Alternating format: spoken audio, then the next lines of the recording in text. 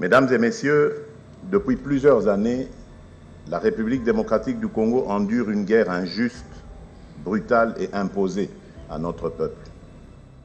Bagore namwe bagabo mu myaka myinshi ishize Repubulika ya Demokarasi ya Kongo iri kunyura mu ntambara idafite ubutabera y'ubugome kandi yashyizwe ku baturage bacu ku ngufu. Bisugukabya mu magambo cyangwa kureba ibintu mu buryo bubogamye ni ukuri kugaragazwa n'amategeko mpuzamahanga mu rwego rwa gisirikare ndetse no mu rwego rw'ubutabazi bw'ikiremwa muntu. Byemejwe n'imiryango y'inama y'umutekano y'umuryango w'abibumbye na raporo z'inzobere zigenga n'ubuhamya buhuje bw'abaturage bacu, ndetse ikibabaje kurushaho bigaragazwa n'ubuzima bwa buri munsi bw'abagore n'abagabo miliyoni z'abanyekongo batuye mu burasirazuba bw'igihugu cyacu. Iyi ntambara y'ubushotoranyi ifite intego zisobanutse neza, harimo gusahura umutungo kamere wacu, guhungabanya inzego z'igihugu no gukomeza ibikorwa byo guhonyura uburenganzira bwa muntu mu buryo buhoraho. Imijyi yarafashwe irigarurirwa, imiryango yakuwe mu ngo zayo ku gahato, abagore bakorewe amahano ateye ubwoba ahungabanya umutimanama wa muntu uwo ari we wese. Abana binjijwe mu gisirikare ku ngufu kandi bakoreshwa nk'abo gutikirira ku rugamba. Ibikorwa remezo byubatswe n'amafaranga y'abaturage ba Kongo byarasenywe ndetse biranasahurwa. Abashatse kwerekana iyi ntambara nk'ikibazo cy'imbere mu gihugu gusa cyangwa ikibazo cy'imiyoborere cyangwa amakimbirane ashingiye ku moko nibareke ukuri kurigaragaza. Hari umushotoranyi kandi uwo mushotoranyi afite izina rizwi. Ndashaka kongera kugaragariza impuhwe zanjye imiryango yabuze abayo, kugaragaza ko ndi kumwe n'abimuwe mu byabo ndetse no gushyigikira byimazeyo ingabo zacu, polisi yacu y'igihugu, inzego zacu z'umutekano, abarwanyi b'abakunzi b'igihugu ba Wazalendo n'abaturage bose bo muri Kivu y'Amajyaruguru na Kivu y'Amajyepfo, Ituri n'ahandi bakomeje kugaragaza ubutwari budasanzwe n'icyubahiro gikomeye. Mu guhangana n'ibi bibazo, leta ya Repubulika yafashe inshingano zayo. Ku rwego rwa gisirikare, ingabo zacu zagaragaje ubushake bukomeye n'ubutwari budasanzwe, ndetse kenshi ziri mu bihe by'intambara bitangana ku rwego rw'ibikoresho n'imbaraga. Yega amahoro niyo ntego yacu ya mbere, ariko ayo mahoro ntashobora kuba amahoro yo kwemera gutsindwa cyangwa amahoro yemera ko igihugu gifatwa ku ngufu kigasuzugurwa cyangwa abakora ibyaha bagakomeza kudahanwa. Amahoro turwanira ni amahoro arangwa n'ubutabera arambye kandi yubahiriza icyemezo 2773 cy'inama y'umutekano y'umuryango w'abibumbye. Ni amahoro ashingiye ku kubaha ubusugire bw'igihugu cyacu n'ubwuzuzanye bw'ubutaka bwacyo, ku ikurwa ry'ingabo z'amahanga mu gihugu cyacu, guhagarika inkunga yose ihabwa imitwe yitwaje intwaro no gusubiza mu mutekano abantu bavuye mu byabo, ndetse no kongera gusubizaho ububasha bwa leta mu buryo bwuzuye. Ni muri uwo murongo kandi uretse imbaraga twashyize mu bya gisirikare n'umutekano, twanakomeje ibikorwa bikomeye bya diplomasi hamwe n'abafatanyabikorwa bacu bo muri Afurika, abo mu karere ndetse n'abamahanga, dukurikiza umurongo umwe udahinduka: kurengera ukuri, kubahiriza amategeko no kubaka uburyo bwageza ku mahoro nyayo. Guhitamo inzira ya diplomasi ntabwo byigeze biba ikimenyetso cy'intege nke, ahubwo byari uguhitamo gukorana inshingano, ubushishozi n'imbaraga, kuko diplomasi iyo ikoreshejwe neza kandi mu buryo buteguye iba igikoresho gikomeye cy'imbaraga za leta. Ituma umushotoranyi ashyirwa mu kato, amategeko mpuzamahanga agakoreshwa, hakabaho ibihano byihariye ku babangamira kugaruka kw'amahoro. Ijwi ry'abaturage bacu rirumvikana kandi buri gihe hashakwa ibisubizo birengera ubuzima bw'abantu, nta na rimwe hatanzwe inyungu z'ingenzi za Repubulika. ni muri uwo murongo hagaragaramo amasezerano ya Washington. Nzi neza ibibazo n'impungenge ayo masezerano ashobora kuba yarateje, nzi ibyifuzo bihari, impungenge zihari ndetse rimwe na rimwe n'ibinengwa. Ndashaka rero kubivuga mu buryo busobanutse neza. Nk'umurinzi w'igihugu sinari kwemera amasezerano ayo ari yo yose, ubuhuza ubwo ari bwo bwose cyangwa ubufatanye ubwo ari bwo bwose bwahungabanya ubusugire bwa Repubulika Iharanira Demokarasi ya Kongo, ubwuzuzanye bw'ubutaka bwa Repubulika ya Demokarasi ya Kongo cyangwa icyubahiro cy'abaturage bayo. Amasezerano ya Washington ntabwo ari ugutanga ubusugire bw'igihugu, ntabwo ari ubucuruzi bukorerwa ku mugongo w'abaturage ba Kongo. Abafite agaciro gusa igihe abayagizemo uruhare bafashe mu buryo bugaragara guharanira intambara, kurangiza inkunga ihabwa imitwe itwaje intwaro, gusubizaho ububasha bwa leta mu buryo bwuzuye, kurinda imipaka yacu no gutanga icyizere nyacyo cy'umutekano n'ituze mu karere k'ibiyaga bigari. Repubulika ya Demokarasi ya Kongo ntikwiye gukomeza gufatwa nk'igihugu cyifuzwa gusa kugira ngo gisahurwe cyangwa gihungabanywe. Igihugu cyacu kigomba kuba inkingi y'amahoro, iterambere ry'ubukungu, ihinduka mu by'ingufu ndetse n'ubusabane bw'iterambere muri Afurika. Isi yatangiye kubyumva. Igihugu cyacu ntikikibonwa gusa nk'abantu b'ibibazo cyangwa ahantu h'ibibazo, ahubwo ubu kiri kubona umwanya ku rwego mpuzamahanga nk'ahantu h'ibisubizo. Ibisubizo ku bijyanye n'ingufu, ibisubizo ku kibazo cy'ikirere ndetse n'ibisubizo ku nganda z'ejo hazaza. Amabuye y'agaciro yacu y'ingenzi nka cobalt, coltan, lithium na cuivre n'ubutunzi busanzwe buri mu butaka bwacu gusa, ni umutungo w'ingenzi cyane ugira uruhare mu kubaka ejo hazaza h'isi. Ibyo igihugu cyacu inshingano zidasanzwe, ariko kandi bikagira n'amahirwe yo kongera kwiyubaka no gufata umwanya mushya mu mateka. Ni muri uwo murongo harimo ubufatanye bw'ingenzi turi kubaka hamwe na Leta Zunze Ubumwe za Amerika, bwashimangiwe no gusinya amasezerano y'ubukungu n'inyandiko y'ubwumvikane mu by'umutekano. Ubu bufatanye ntibugamije kurwanya undi uwo ari we wese, ntabwo ari ukwishyira ku ruhande rw'ingengabitekerezo runaka cyangwa gusimbuza ubundi buryo bwo kwishingikiriza ku bandi. Ni icyemezo cy'ubusugire bwacu gishingiye ku nyungu zihuriweho kandi zisobanuye neza. Amabuye y'agaciro yacu y'ingenzi ntashobora gukomeza gucukurwa iwacu akoherezwa hanze adatunganyijwe hanyuma agahabwa agaciro ahandi mu gihe abaturage bacu bakomeje kuba mu bukene. Uwo murongo ntukiri kwihanganirwa. Icyo dushaka ubu ni ishoramari rifite inshingano, ibikorwa remezo bikomeye, inganda zitunganya umusaruro imbere mu gihugu, imirimo ku rubyiruko rwacu, imiyoborere iboneye mu micungire y'umutungo kamere ndetse n'ubufatanye bushyira imbere inyungu z'abaturage ba Kongo mbere ya byose. Repubulika ya Demokarasi ya Kongo ntabwo yifungiye isi, ahubwo iri kuvugana nayo nk'igihugu gifite ubusugire bwacyo. Ntabwo dufungira imiryango abashoramari, ahubwo tubashyiriraho amategeko asobanutse. Kubaha amategeko yacu, kubaha abaturage bacu, kubaha abakozi bacu, kubaha ibidukikije byacu, hanyuma tugafatanya kubaka iterambere rirangwa n'ubutabera rirambye kandi rifitiye buri ruhande akamaro. Bagore namwe bagabo, abaturage ba Kongo, uretse ibibazo by'umutekano na diplomasi, nzi neza ko ikintu cya mbere gihangayikishije abaturage bacu ni imibereho yabo ya buri munsi. Ikiguzi cy'ubuzima, ubushobozi bwo guhaha, akazi, imihanda, amashanyarazi, amazi, ubuzima, amashuri, ubutabera ndetse n'amahirwe ahabwa urubyiruko rwacu. Sinaje kubabwira ko byose byamaze gukorwa. Ibyo ntibyaba ari ukuri, ntibyaba bikwiye kandi ntibyaba byubaha imbaraga n'ibitambo abaturage bacu batanga buri munsi. Naje kubabwira ibyatangiye gukorwa, kwemera ibikiri imbogamizi no kwerekana icyerekezo tugomba gukomeza gukurikira. Mu rwego rw'ubukungu twakoze ibishoboka kugira ngo ubukungu bw'igihugu bukomeze kugira ituze mu bihe bikomeye cyane, haba imbere mu gihugu no ku rwego mpuzamahanga. izamuka ry'ibiciro ryagarutse kuri 3.3% kubera ingamba zo kugenzura no kugabanya ibiciro.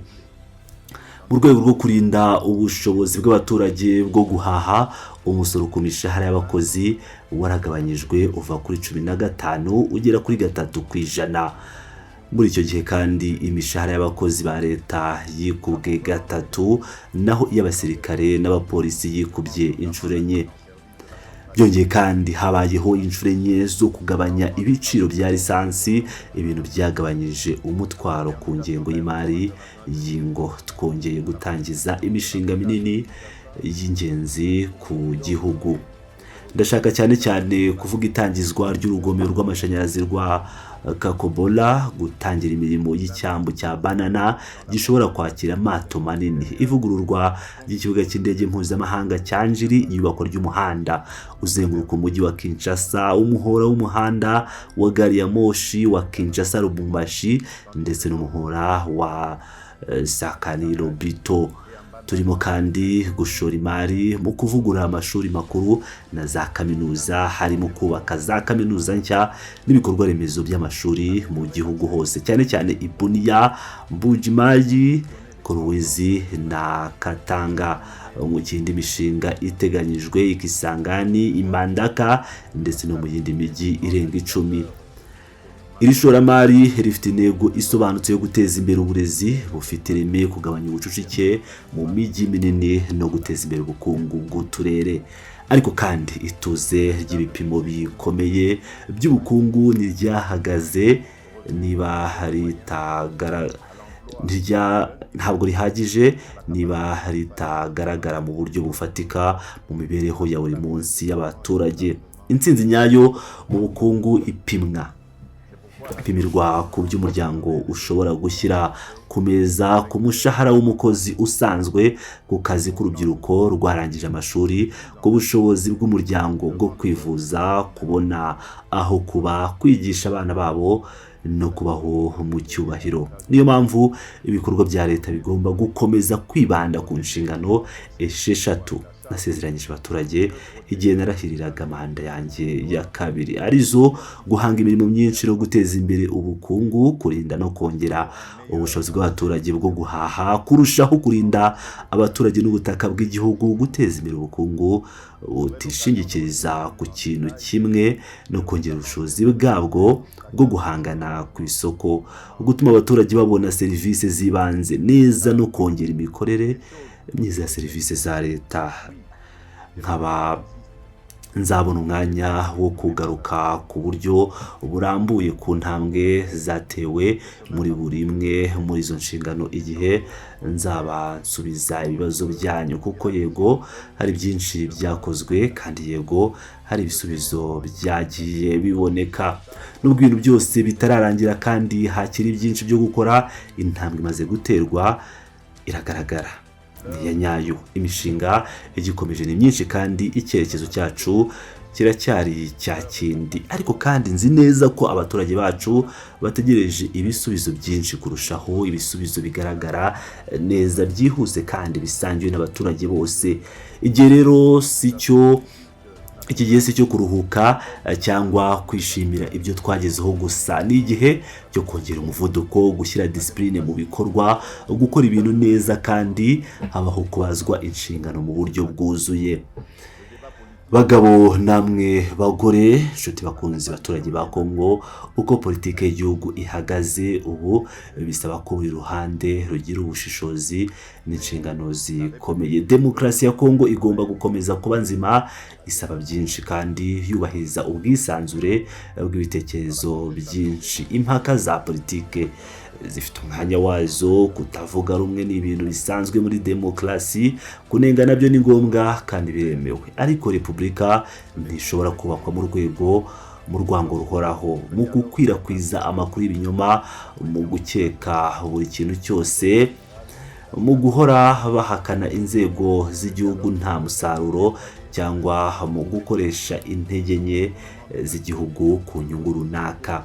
njye ku ruhande rwanjye nkiri umuntu ufunguye iki kiganiro kandi nkaba narahoraga nduwo igihe ibyo biganiro bigamije amahoro, ubumwe bw'igihugu, inyungu rusange n'umutekano w'igihugu, ariko ibiganiro ntibigomba guhindurwa uburyo bwo gushyira igitutu, kunenga inzego zemewe cyangwa guhakana ubusugire bw'abaturage nk'aho bugaragazwa n'itegeko nshinga nk'uko bugaragazwa n'itegeko nshinga n'amategeko ya Repubulika. Ku bijyanye n'impaka zivuga ku itegeko nshinga, ndashaka kwibutsa ihame rimwe ryoroshye: nta kibazo kijyanye n'inyungu z'igihugu kigomba gufatirwa n'abaturage bake gusa, kugorekwa cyangwa kubuzwa kugitekerezwaho, ariko gutekereza ku nzego zacu z'igihugu bigomba gukorwa mu buryo bukomeye, bufunguye, buteguye neza kandi bwubahiriza amategeko y'igihugu mu buryo busesuye, nta kwihuta, nta kuyobya abantu kandi nta nyungu za politiki zihariye zibirimo. Itegeko nshinga si igikoresho gikoreshwa bitewe n'ibihe cyangwa inyungu runaka, ni isezerano rikomeye ritunganya imibereho yacu nk'abaturage, rikarinda uburinganire bw'inzego z'igihugu kandi rikabungabunga ituze ry'igihugu. Kurihindura cyangwa no kuganira kuri ryo bisaba gutega amatwi neza, ubushishozi, inshingano no gushyira inyungu z'igihugu hejuru ya byose. Muri rusange icyo Repubulika ya Demokarasi ya Kongo ikeneye uyu munsi ni ubumwe ku bintu by'ingenzi, inshingano mu gihe hari ibitekerezo bitandukanye, ndetse no kuba habaho ibiganiro bya politike. Banyekongokazi, Repubulika ya Demokarasi ya Kongo iri mu gihe gikomeye cy'amateka yayo, aho igomba kwemera byuzuye inshingano zayo z'ejo hazaza. Igihugu cyacu si igihugu gikennye, ahubwo cyakennye ku mpamvu z'amateka, gusahurwa, intambara z'ubushotoranyi, imiyoborere mibi, ubucuruzi butemewe n'amahirwe menshi yabuze gukoreshwa neza. Nubwo bimeze bityo ariko, Kongo iracyari kimwe mu bihugu bifite agaciro gakomeye ku isi kubera hiherereye hagati muri Afurika, umutungo kamere wayo udasanzwe, uruhare rukomeye rwa ekologike rwa baze ya Kongo, ubutwari bw'abaturage bayo, ndetse n'ubwenge n'imbaraga z'urubyiruko rwayo. Inshingano yacu y'amateka ni uguhindura iyi mpano ikaba imbaraga ifatika, guhindura umutungo wacu ukaba imirimo, amabuye y'agaciro akaba inganda, urubyiruko rwacu rukaba imbaraga z'ubumenyi, aho duherereye hagahinduka icyambu cy'iterambere, ubudasa bwacu bukaba imbaraga n'ibibazo twanyuzemo bigahinduka bikaduhindura igihugu gikangutse. Ni muri uwo murongo naho murira n'inshingano yanjye kuva natangira kuyobora igihugu hamwe na guverinoma ndetse n'abandi bose bafite uruhare mu iterambere ry'iki gihugu. Icyerekezo mfite ni iki gihugu cya Kongo gifite ubusugire, ubumwe, icyubahiro, umusaruro, ubutabera kandi gifunguye ku isi. Kongo ishaka amahoro ariko itigera ireka icyubahiro cyayo. Kongo ikorana n'abandi ariko iticisha bugufi ku rwego ku buryo bwo kuyoborwa. Kongo ikurura abafatanyabikorwa ariko itagurisha umutungo wayo ku giciro gito. Kongo iganira idacikamo ibice. Kongo ivugurura imikorere yayo itarimo guheza bamwe. Kongo irinda abaturage bayo kandi igasaba buri wese inshingano z'igihugu. Nzi neza kudategereza vuba, nzi gucika intege, nzi n'ububabare, ariko nzi kandi imbaraga z'abaturage ba Kongo. Igihe cyose amateka yageragezaga kuducamo ibice, twashatse muri twe imbaraga zo gukomeza guhagarara. Igihe cyose bashakaga kugabanya Kongo ku bibazo byayo, Kongo yagaragaje ko irenze ibyo bibazo. Ni kuri urwo rwego mbasaba ndetse natwe twese ko twazamutse tukareba kure kurushaho. banyekongo kazi ndabasaba kugumana icyizere, ariko kandi mugasaba byinshi. Leta igomba gukora byinshi kurushaho neza, kurushaho kandi vuba kurushaho, ariko n'igihugu nacyo cyubakwa buri munsi n'inshingano za buri wese. Imbaraga za buri muntu ni ukwizerana ku nyungu rusange. Kuri mwe inshuti z'itangazamakuru, mukomeze kubaza ibibazo, gukora iperereza no gusobanurira abaturage ukuri. Mubikore mufite ubwisanzure, mubikore mufite ubushishozi, mubikore mu bwitonzi n'inshingano muri demokarasi nyayo. Itangazamakuru si umwanzi wa leta, ni rimwe mu maso areba repubulika, riyirinda kandi rikayifasha gukomeza kuba umurongo mwiza. Banyekongo ba kongokazi, ibi mvuga mu ntangiriro bigamije gushyiraho ishingiro ry'ikiganiro cyacu. Ubu nditeguye gusubiza ibibazo byose. Fixer le cadre de notre échange. Je suis à présent prêt à répondre à vos questions. Je le ferai avec le respect dû à la presse et avec le sens de responsabilité qu'impose la charge que le peuple congolais m'a confiée. La parole est à vous. Je vous remercie.